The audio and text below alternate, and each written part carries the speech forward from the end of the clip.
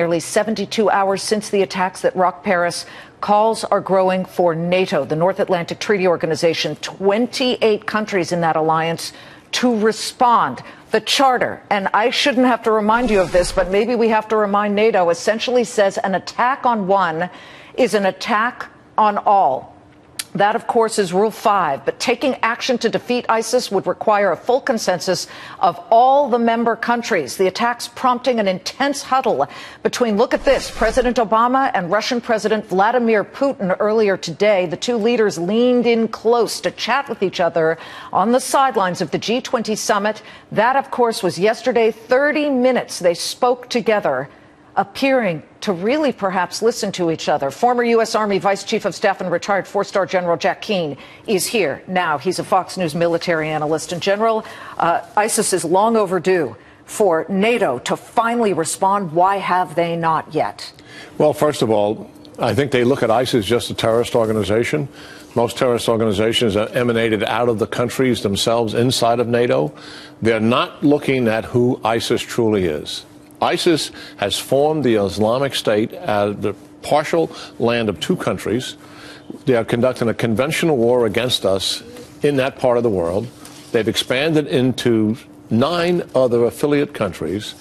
And this is unprecedented, while conducting a conventional war, they have literally attacked and killed and wounded over 900 people in the last 12 days. Okay, so from 3 countries. All the more reason, General, when you've got 3 million NATO troops, you've got 50 AWACS, you've got something like 25,000 military aircraft, 300 seafaring boats and different types of ships who could attack. At some point, how big does it need to get before NATO jumps in? Or should we forget them? And you've got the U.S., you've got Russia, and now you've got France. And I would like to show our viewers the front page of the New York Post, where it says Avengers. Deirdre was showing us the French newspapers, but this is very strong as well, and it is a nod to François Hollande of France, who jumped in and started attacking.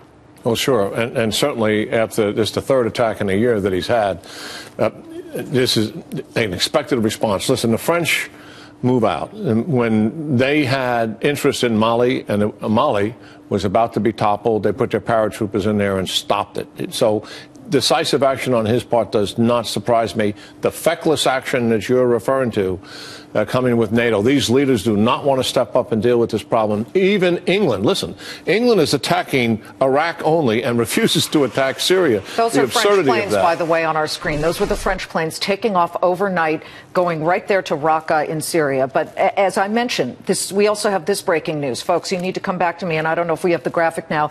It has gotten so big, we now have 15 states here in the United States, 17 actually, 2 more added, Wisconsin and North Carolina, 17 governors. We are updating this graphic as we speak, who are saying, no, we are not going to take Syrian refugees in our states here in the United States. General Keane, right now we're looking at a very tense situation overseas, but we also have to wonder how to protect ourselves here in the U.S., and these governors aren't waiting around. We have to be careful about this, Liz. I mean, yes. One, we should not overreact, and 2, we should not get defensive. The reality is that we've always accepted refugees. 10,000 refugees is a modest intake. Germany's taken 10,000 a day, and in some respects, this open border policy that they've had invited some of that. But I believe that we have the capacity in this nation not to close the door to refugees who are in need, and also make certain that we're not going to have a security problem from them. Come on, this is America. And we need leadership to calm other people's fears.